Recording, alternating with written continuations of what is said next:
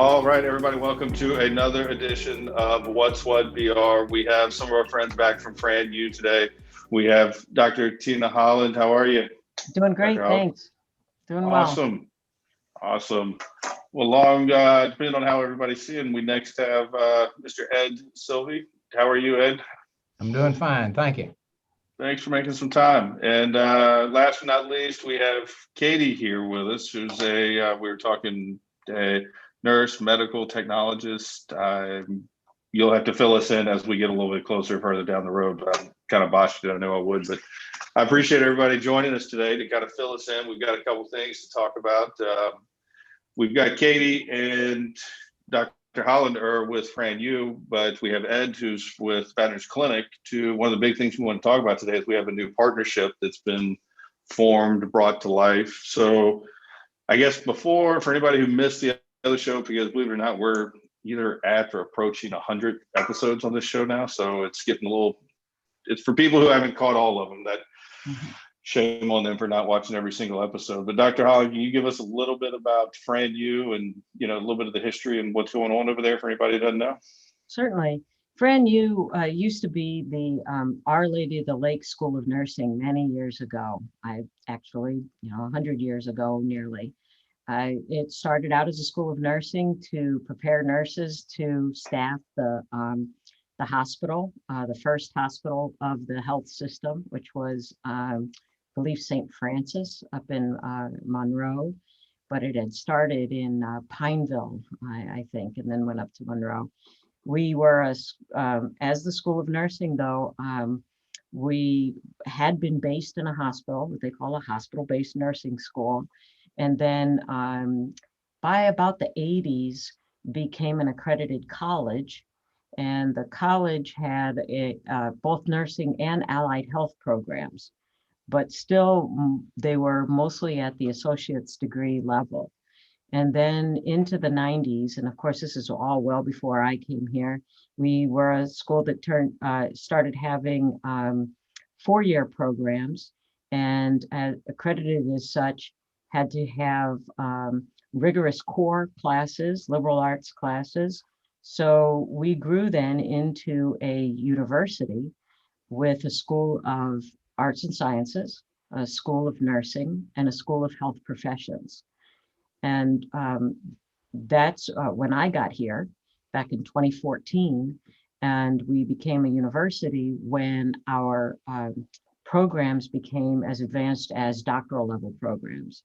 And the first doctorate program was the doctor and nurse practitioner, nurse anesthesia. So we have one of the top programs in nurse anesthesia in the country.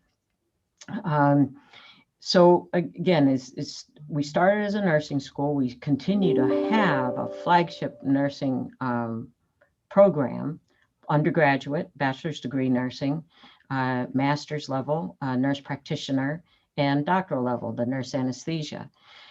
But in the School of Health Professions, there are programs in respiratory therapy, in rad tech, in medical lab science. There's an associate's in physical therapy assistant, and then a doctorate in physical therapy. And the master's level is the PA, the physician's assistant program. And I think I got all of our health professions. And the phlebotomy program is a non-degreed certificate program that we continued to offer when we moved into university status, because it is a program that's highly needed. We do it really well, and it serves as a great entry-level career beginning for folks who are just beginning to get into some sort of clinical service of some kind. And they're highly needed, and undervalued sometimes, I think, are these phlebotomists. And many of them move on up into other clinical programs. So that's our only certificate program. And then in arts and sciences, because we had to have a rigorous core, liberal arts core, and that defines us as a Catholic institution, you really have to have everything kind of connect. You know, our mission is to educate not just highly skilled professionals, but integrated thinkers and faith-filled citizens. And in order to get those other two parts, you really do need a good, solid, rigorous liberal arts core. So that's where our School of Health, Arts and Sciences comes in. But we are really, really concentrated in the sciences, as you would imagine, the biological sciences, chemistry, very rigorous. And our biology major, human biology, and it's a kind of a bio pre-med program, is very, very popular and highly successful. And then theology is a program that grew out of the work that we do with our diocese. We do all of the education and formation for the deacons for our diocese and for the lay ministry folks within the diocese. There's a degree in psychology where the bulk of the students are there to serve in an area called applied behavioral analysis. And that is an area that works especially with people on the autism spectrum. And again, that meets a tremendous need here in the community. That's kind of the down and dirty on the university. We're located in the neighborhood of the Our Lady of the Lake Regional Medical Center. It's sort of between Hennessy and Picardy, and off of Brittany, which is just off of Essen. So, and we're in 12 redone, remodeled medical office buildings, and hoping to here within this year break ground on the first actual academic or student building made for university here, where the administrative building is right now. That's amazing. That's what I was going to bring up, is a lot of people don't realize all the things that you do. You know, I do, landmarks, like if you pass the hospital but hit the railroad tracks, you went too far, going down Essen, you're right in between, right. There. So, but people don't realize all of that is right here. You don't have to go downtown. There's all these different programs, that are offered. And it really is, and we can touch it, but you guys have been, very instrumental with, graduating classes, moving people along early, getting people into the workforce, right away. Yes, we do. We have a real commitment to serving the needs of the community. And so our partnerships with employers is really, really important. And that's where Mr. Sylvie is instrumental. He's one of the leaders in the community in developing partnerships with us. We're also working now with the two-year college system to, we have a kind of a seamless transfer for students that we can serve through the programs that we have, and making our programs more accessible for transfer students, because we know that here in Louisiana, there's a lot of students that need to go straight to work right out of high school, or they go to college and they're not quite sure what it is that they want to do, but they're growing up and they're getting credentials in college, but they're not quite sure what it is they want to do. And then they, land up. They want to go out. Yeah, I want to, now they're serious. And I can't tell you how many young people, and one who's just an impressive young lady during COVID, who was a communications major, had graduated from the communication school at LSU and lost her job during COVID, and kind of had a crisis of discernment and landed up on our campus, and absolutely is loving her experience and is going to go into one of the clinical programs. Kind of a story, Katie can tell you her story. She's somebody who already has not 1 degree, but 2 degrees, and has enrolled at FRANU. And that's because of her career goals and what it is that she wants to do. And it's to meet a need that is a tremendous need, and Ed can tell you about that, because the clinic is very, very serious about the lab services that they provide. Yeah. No, and I've seen some of that firsthand on some projects that'll be coming out down the pipe for everybody. So we're, excited to see some of that. But, Ed, tell me where do you guys, fit? Tell us a little bit about yourself, and kind of where the puzzle pieces start to align, between FRANU and, Baton Rouge Clinic. Well, I guess the best way to say it is I've always had a real interest in education, and I've been doing this for about 51 years now. And in previous life, it started schools of nursing, X-ray technology, things of that nature. And so when I got the opportunity to be on the board of FRANU, I took it, and the more and more that I learned about FRANU as a board member, the more I became in love with its program, its principles, its mission, and that type of stuff. So as Tina indicated, when they came up with this concept of partnerships with employers, we got very interested. And we talked about different ones, and we settled on the medical lab science program because it's such a key component to everything we do here at the clinic. And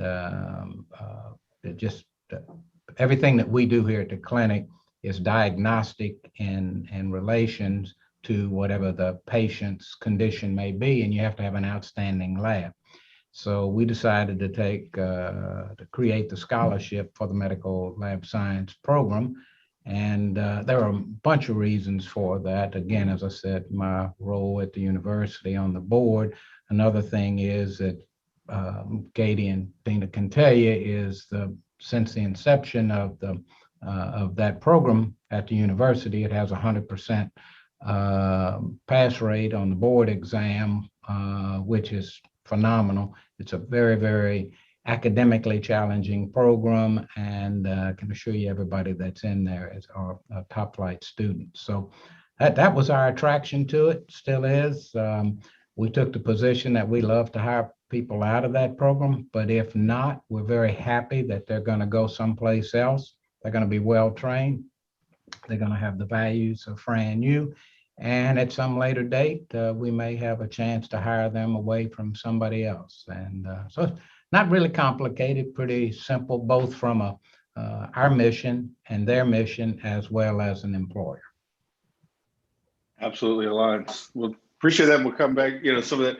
So, Katie, now it's your chance to tell us that everybody's, 100% right or 100% wrong, here. So, yeah, but with what you have, going on, you've been, we're hearing now it's two degrees, over there. Are you still actively, a student?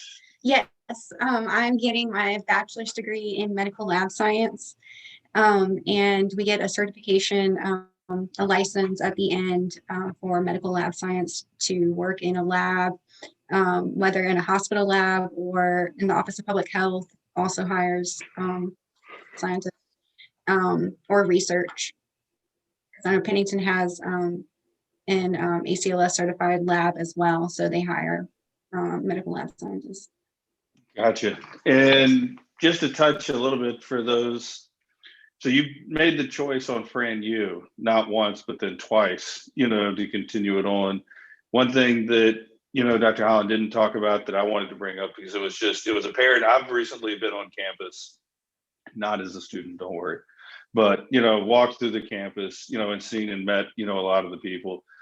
And we talked about it in the last show, just the culture, and the people, and the mentoring, and the connection where kind of, as everybody knew everybody, I was getting walked around and being introduced to people, and they were thinking that I was trying to join a program. It was the last thing that anybody needs, but it was just, everybody was willing to stop and talk. Did you feel kind of the same way? Is that what made you, I guess, re-up for a second tour, for lack of better words? Yes, it's my first time to come to FRANU, because I did my bachelor's at LSU. Okay. But and where's your master's degree? My master's degree is from Tulane. Right. Gotcha. So you got a bunch of these things going. So as far as at FRANU, is it noticeably different, from the other programs? It's definitely different in that it's it's private university, but it's definitely smaller than LSU. And even in Tulane, I guess it was bigger.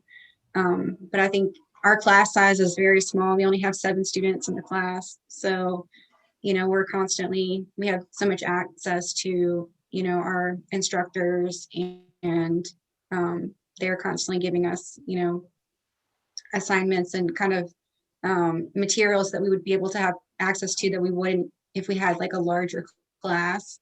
So I think it's really nice that it's a small class, and that, in the lab, like, they're constantly coming up and asking us if we have any questions, and you can ask them anything. So definitely different than being at LSU, where you're one of like 800 students in the classroom. Yeah. That's one of the things I noticed as I walked around, downtown. You guys, the labs and the facilities that you guys, have built were impressive, to say the least. To run these, I say kids because I'm getting older myself, now, but running them through these, these programs where it's not just, about, hey, we all have access to the books, but it is that smaller learning environment. It's the labs to where, frankly, it didn't look like any expense was really spared. Everything that you could possibly ever need from, it looks like a hospital, when you walk through some of those halls. It looks and feels like you don't know the difference. And then some of the rooms where we were able to see where we could go in, and there was, it looked like a full-blown hospital room, but you had, like a simulation lab, I think is what they called it, where you had somebody on the other side, of the wall who was calling the shots, kind of what was happening in there, to where you can really feel that. And I can imagine, from Katie's perspective, that is that real world, but kind of a safety net. And then from Dr. Holland, that's why you did it. But then, Ed, that's got to be what you're talking about, right? When people can go through these programs and really get that hands-on experience, right? Correct. Well, that has a lot to do with our mission too. We're Franciscan education is relationship-based. That's the definition of it. It's relationship-based because of the understanding of what the meaning of our being human. It's a whole kind of Catholic foundation that there is something special about being a human being, and that as such, we our relationships are special, and our relationships need to bring about good in the world. And so all teaching is done through relationship. And that's why some of the distance learning was a real challenge for our faculty, but they were very creative to find ways to make sure that they were engaged in relationship with students, even if it was through a screen. Now, of course, our lab work and our simulation work has to be done face to face. So we had to build in some, COVID mitigation standards into that. But the reason we cannot do a whole lot of volume, right, just crank in a bunch of students and crank out professionals, is that we don't operate on the industrial model, which is what our land grant institutions were founded to do, and for a very good reason. We were founded on the church model, which is, of course, to do more than just prepare somebody to do something, but it's to form them as well. So our hope is that, here's Katie's had 2 high quality educational experiences already. My goal is that when she leaves with her bachelor's of medical lab science, that she actually notices a difference in who she is as an individual, that she feels she understands herself better, she understands her relationship with other people better, and that she has a sense of calling, more than a degree and more than that certification, which is so important, but that sense of calling and a sense of, all right, what is my role in contributing to what we call the kingdom of God on earth? More of a holistic, approach than we're not the factory just trying to pump students. We're not trying to, build nurses, inject them up and push them out into the wild. Correct. And I think that's, I don't know if we talked about it here or if we talked with, some people from the Lake, the actual hospital. Most of these people, especially these nurses, they're, meeting people in the hospitals on the worst day of their life. Or, if it's, like with Ed over at the clinic, you're meeting people, but you got to be a people person. You have to really like this. I like someone told me, and this within reason, but I like the way people say, we hire on personality and we train on skills, that you've got to have the skills to be a nurse, but that personality's got to really make a difference. And I can imagine that would be, Ed, in your guys' world where you got people working in the clinic, and coming through, and kind of why you would invest in a program like this. It would be hopefully that little notch above, where you've worked not just on a degree, but on the person themselves as well. That is correct. We try to do a lot of clinicals with FRANU, let their students come over here, get an experience here, because we benefit from that as well because of the type of students that they do have. But as Dr. Holland said, the extra relationship training that all of these students get just makes for a much better healthcare professional. And because as you touch sick people, they're not exactly where they want to be because nobody wants to be sick. So it takes to be in healthcare takes a very special person, but more importantly, when you have a university that can train them a little bit more on that relationship side, you just get a much better professional out in the workforce. I think you said it perfectly, not to play on the words, but you get a better professional. Being professional is not about just knowing, having it between the ears. It's, overall being a professional from, everything from appearance to that bedside manner to how they can see that things sometimes add up and sometimes they don't. You've got to take it, a little bit of a different, I always say, 2 + 2 doesn't always equal 4. Sometimes there's, medical lab science, medical lab science is a lot of times people say, well, people go into the lab sciences because they're not, bedside nurses. Well, they're not, but that extra formation really brings home how important attention to detail is in the work that Katie's doing. It would be real easy to fudge something. Or someone say, did you run such and such? Yeah, I ran it. And, they didn't really run it. Or they weren't as precise, or they cut corners.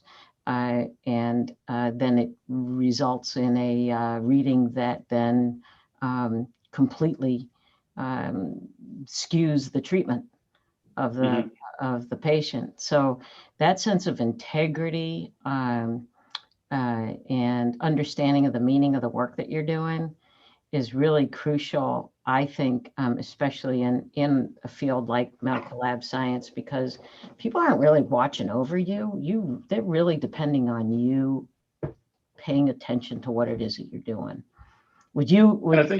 Have you experienced that, Katie, in your work so far?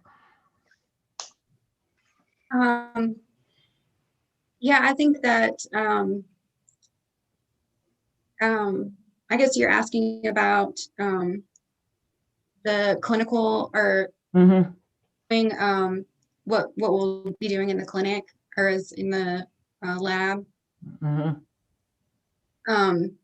I mean, I think that I guess a lot of people I guess go into medical lab science because they don't necessarily want to work with the patient with patients, but I think it's you're definitely a part of the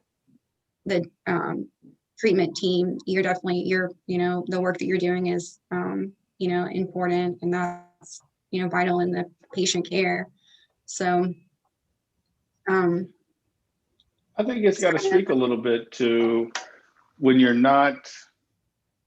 Sometimes we can put a face on, right? If you walk into that room, you may not want to be there, but you can, fake it, right? You can fake it till you make it, get through the day, move on. But if I'm kind of reading behind, between the lines, when you're not there, like you said, it's easy sometimes. Yeah, we ran that, move on.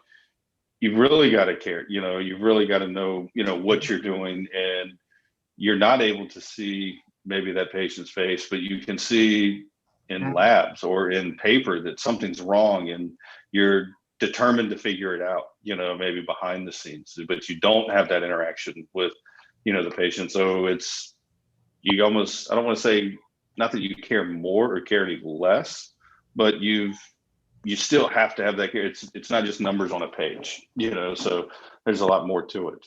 Good point. So what I have found is they have to work, I'm talking about the med techs, they have to work independently, and they have to be strong enough, have enough confidence in their own knowledge and skill base to work independently. But the other thing is the passion for what they do, because it's, 95% of the time, the tests that they do are normal. They come back, they're easy to determine, read, whatever the case may be. But it's that not only their educational knowledge, but that intuitive knowledge that something's not right here. And they deal with that, and they get that information in somebody's hands. Either the test is repeated or it's given to a physician, whatever the case may be. So there's a lot to that profession that I think very, very few people really understand how dedicated these people are. well, not only dedicated, but also critically important. These are not the ones that you see running up and down the halls. They're not the ones, doing those things.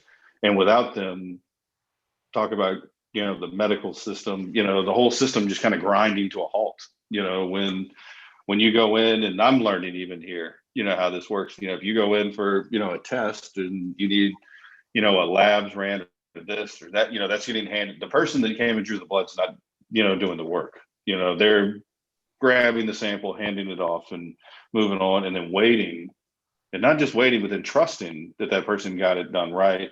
We didn't get any mix-ups. We covered everything that we could have. Correct. Is there something else? Because I can only imagine, it's, everybody's human, everybody makes mistakes, but that test result, maybe it yields some result, and then it's, maybe you're not able to, I don't know the protocol, but it's like, hey, I know A and B add up to this. This is what we're looking at.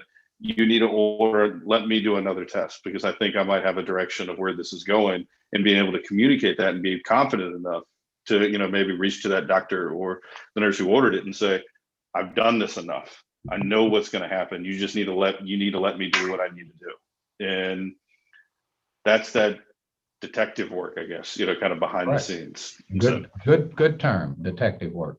Yeah. So tell me, before we let everybody go do what I always say is a lot more important than talking to me, Ed, how does this, or Dr. Hunt, somebody tell me, how does this, we know we've got, the labs program, we've got the partnership. Where's it boiled down to? When we talk about this, scholarship fund, is this something that, will they come to you, Dr. Holland? Do they go find you, Ed? Is it you come to the program? Do you apply? Where is it? Or is it, Veterans Clinic is helping support the overall, scholarship for everyone's benefiting from this? Because I'm the new guy. It's a program that for the last several years, the Veterans Clinic has made a generous commitment, and it goes to a scholarship fund, and that scholarship fund is spent that year for students in the program, in the medical lab science program, in a combination of need-based factors and merit-based factors. And they students who apply to the program, their I guess their financial aid package is analyzed. Their what they call their expected family contribution, EFC, is looked at. The student's personal situation and their achievement, and then it's really the folks in student affairs and enrollment management who determine who will receive these scholarship funds. I don't know, Katie had an experience that that made all the difference in the world of, making her choice for school. I don't know if you want to share that, Katie. Yes, I was kind of looking into the program and talking to the program director, Dr. Fox, and then I told her I didn't think I'd be able to come to the school, because I wasn't able to take out any more student loans. I already have student loans from my master's program. So, and I just had told her I didn't think I'd be able to come. And then the next thing I know, they're offering me a scholarship it was actually for 50% of tuition. And I was just like shocked and was, definitely knew that I should definitely go. So that's definitely why I decided to come. That's Because gotta I was looking at be, go ahead. some other programs too. I guess LSU in New Orleans, but this is the only program in Baton Rouge. Well, no, I was just gonna say, Ed, that's gotta, you get to wear both hats, right? You get to wear, board member hat and Baton Rouge Clinic hat. You can kind of go both directions. And then this is, Katie's the real world. I'm not trying to make it sound this bad, Katie, but for, I deal a lot in the business. That's the number on the spreadsheet in real life, right? That's where these programs make a difference. If it's Baton Rouge Clinic, budgeting and saying this is what we're able to do, this is the commitment we're being able to make. That's Dr. Holland and her team, and then also you, Ed, on the board. Everybody, all these moving parts and the board meetings and the shuffling and putting it together. It's always, like I said, not to diminish it down, but it's a number. Right? This is how things move, and this is how the mechanics. This is how things have to happen. But I like personally to be able to see some of the numbers come to life and say, that all those board meetings and the commitments from Baton Rouge Clinic and then the commitments from Dr. Holland and her team, the board, they all boiled down to a moment where it sounds like a Dr. Fox was able to talk, with Katie and say, hey, guess what? We have a scholarship we can offer you. We can cover 50% of the tuition, which then that's a game changer at that point, right? That's what kept you here, brought you here, however, you want to look at it. And I think that's what people need to remember when it's comes time to, do we renew this? Do we do it again? Do we extend it? How do we do these things?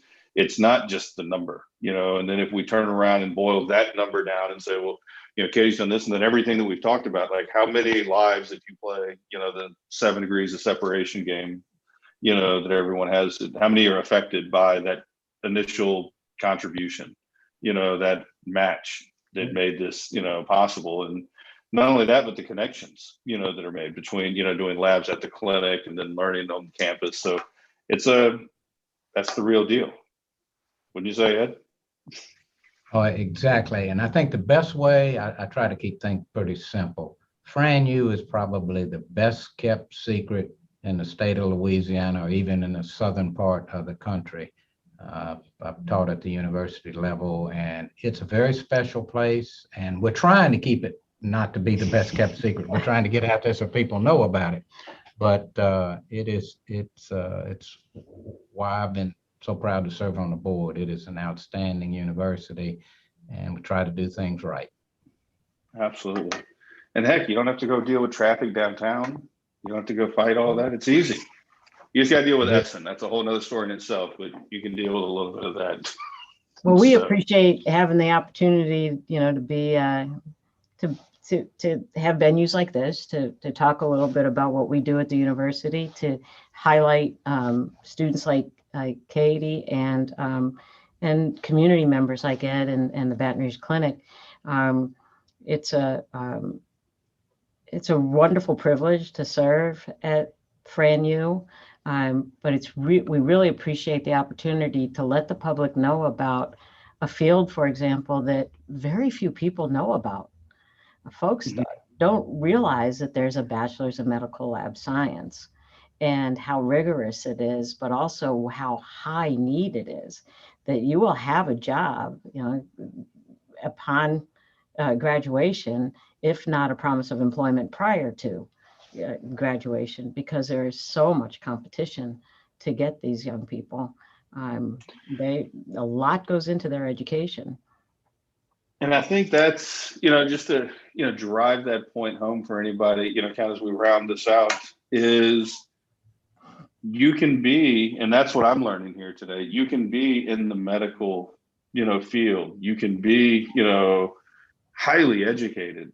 And it's not a bad thing if you don't want to deal with patients, that there's another side, it's the Wizard of Oz, the person behind the curtain, for lack of better words. And so you can do that. And it's not something that I think a lot of people, LSU is a great school, Tulane's a great school, they're all great, schools. But I think what, Etta said is a lot of people don't realize, that the option's there. It's take a look, we're right here, especially on some of these other programs that are not, the huge, extensive, programs. Maybe you want to start out, something small, the certificate program on the phlebotomist, or did I say that right? Phlebotomist. Yep. There we go. Phlebotomy is a completely different thing, I think, right? So anyway, it's there for people to explore. It's not just, I need to go to, here's my, top 5 universities. This is where I want to go. Like there's other options. Explore it, take a look at it, come see the campus. I personally have seen it firsthand, some of the technology that's there, the people.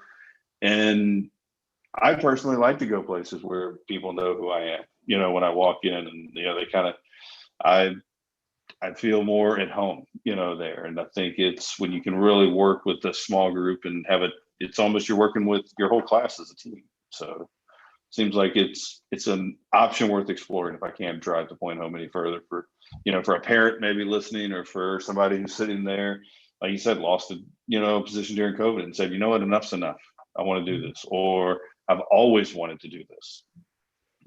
There are ways that there's a place to do it, FRANU, off of Essen Lane, and wonderful community partners like Andrew's Clinic that are helping make it possible for people who maybe physically can't make it, work and, what they need. So I have my hats off to everybody, here on the call. Ed, you got 2 hats to wear, so appreciate what you're doing there. Dr. Holland and Katie, I think it's amazing what everybody's got going on. Everybody needs to take a look at it. So hopefully we can get this message out, and maybe we can say we had a little part in helping one person steer their way. So I appreciate you guys. As I always tell everybody, you have a lot more important things to do than talk to me. So please go do them and teach people and help people. And we'll be here to tell the story about it. Thank you. Y'all have a good day. Thank y'all. Thanks, you too.